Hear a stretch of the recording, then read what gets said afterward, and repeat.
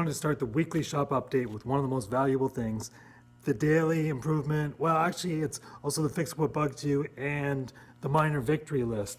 As far as sometimes those little incremental improvements that took a lot of effort, but don't necessarily seem to net huge results. Keeping focused on some of the small details or keeping the blinders on to get these little things done that are really critical. There's pages of these little drawings. This hangs by the toilet on one of the few vertical walls in the shop, which has become a really great place as far as sometimes just having to glance at it when standing there and going and being able to reflect back on some of the challenges over the time, especially on the days that are really tough. This is one of the anchors that makes things happen. So if that's not one of your daily practices yet and you find you face tough times on occasion, highly recommended. Great strategy. So in the shop, we're just about to work on the box table for the radial arm drill. We're improving this tool holder. This one was just looking dirty. It was just thrown together quick. So this one here, the layout is a little bit more intuitive as far as starting with small tools to large tools and closing up some of the gaps. Like you can see some of these holders here, there's wide gaps, unrelated tools. So we're rating them by types of tooling for the milling machine and then by size. And it's going to make it a little more intuitive for people who don't work here all the time to go and find what they would want for a particular project. Other things, well, this is exciting here. Check this out. Boom, that turns on with the power switch on the lathe. And that inspired coming over here. This actually was missing this knob. And if we get there's a light up there. So this is another improvement. And we've also been working on the coolant pump for the radial arm drill, which is actually over here on the bench. We made a extension for the pump. Actually looked in our box of scrap plastic. This female fitting on the end of this pipe was actually an elbow. We cut off it in the bandsaw and then drilled and made a thread in the lathe. So I don't know if that was me being cheap or innovative in a moment where didn't have to take a trip to the store, had everything on hand, and it was actually under 10 minutes. Didn't have to go and find the glue to put the pieces together. So it was one of those workarounds that actually I feel like worked out to our advantage in terms of creative thinking, and it's a really clean look too. Not that it's going to matter, it's going to be in a coolant tank, but who knows, maybe for cleaning someday it'll be easier to hose off than if it had some knurls or serrations or something for helping tighten the fittings up. Anyhow, and yeah, the other thing, we were looking through all our different lock line, which is one of the best products for making flexible coolant lines, and it's modular, so you can always change it and update it, and it stays in place, where a lot of the steel coils, you bend it and then bend it back and then move something else because it won't go where you want it to. So lock line's great. We got a little valve on here, so when it's over here, it's easy to turn the valve on and off. So this was in a bin of parts. Actually, we took some stuff off the horizontal mill, which rarely ever has coolant used on it.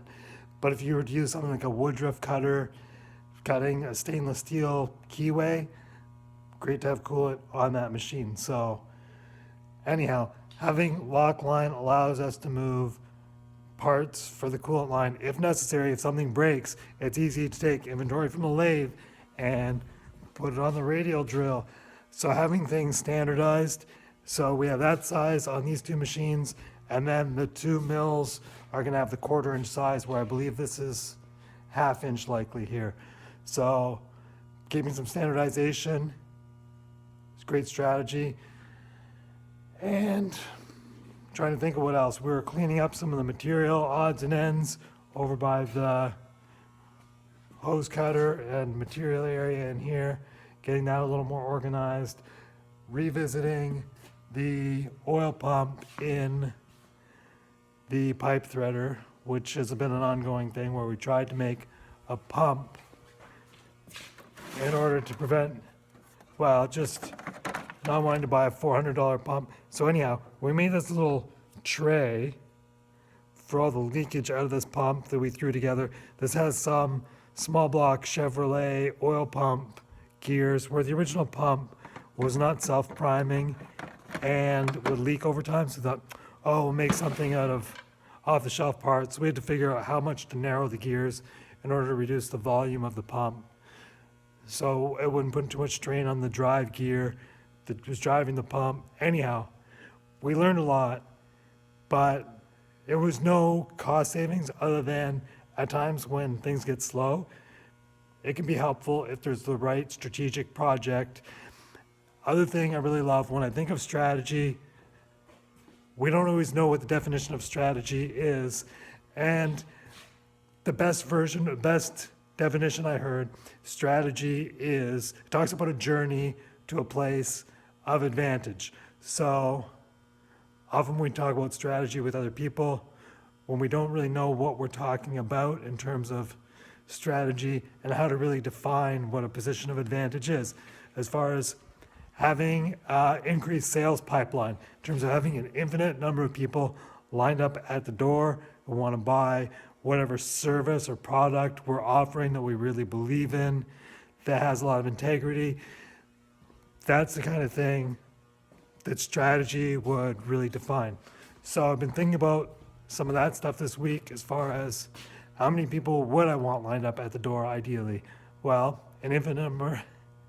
But you don't want an angry mob or a horde of people always asking questions. So just keeping that stuff in mind in terms of how to speak with those people who would be a good fit for a project. And I don't know what else I got on that. Other shop projects, still working on the machinery toe jack and the dolly, machine dollies. So that project is getting close, pretty much ready to start welding parts together.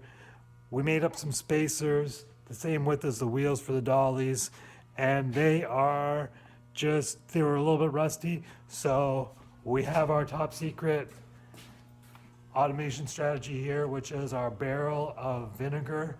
And it's actually, the vinegar only comes up to about here. We've got a 5-gallon pail. The other hot tip, best kept secret ever, talk about this more in some future video, is taking 5-gallon buckets.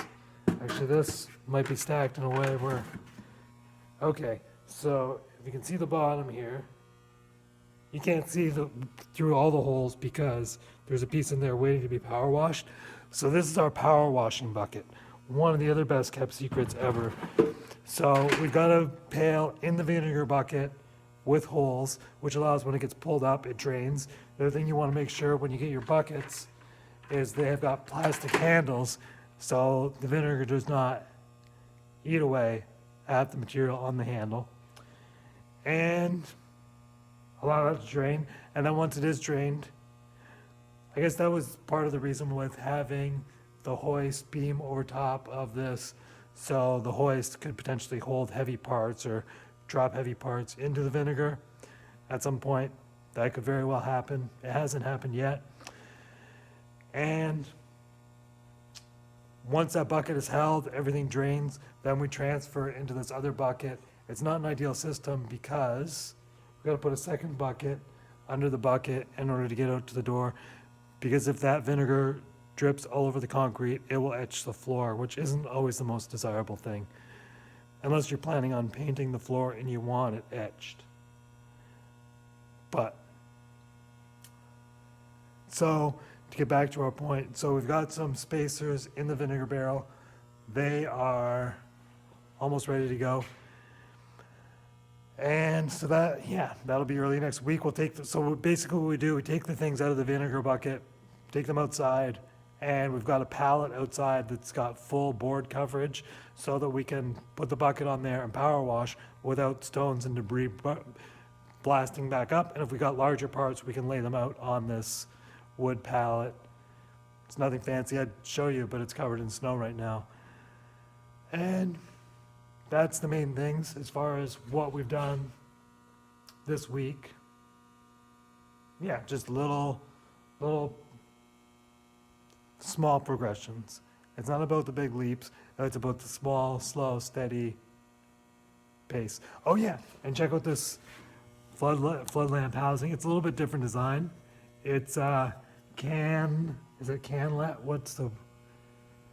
Canlet. It's not my favorite design, but it's got this quirky little feature here, which allows some adjustment, and this nut here allows clocking. Now, the ones I really love, mostly because of the aesthetics, are these Krauss Heinz. So what we do, we remove the original carriage bolt, we put in a longer carriage bolt, and we put a spring, which allows adjustment without loosening any parts. So that was another nice adjustment, or another nice innovation. Same thing on the milling machine and there. And then we've also got one on the dual bandsaw. And then here, I believe this one is a RAB, like a RAB box, which these RAB boxes work great for the control. This is going to get a switch, and then there will be a spring-loaded switch for the motor control, because that's just a momentary on and a momentary for the stop. So we're going to combine that into one switch. So in the meantime, we've just been threading the bulb in and out, which isn't the best. Those RAB boxes come in different depths, so depending on the depth, it's easier to fit motor controls. And then we have another box here wired up to the same motor starter for the centrifugal blower outside, which removes fumes from the shop. Different places you would have to filter that and recycle that air indoors.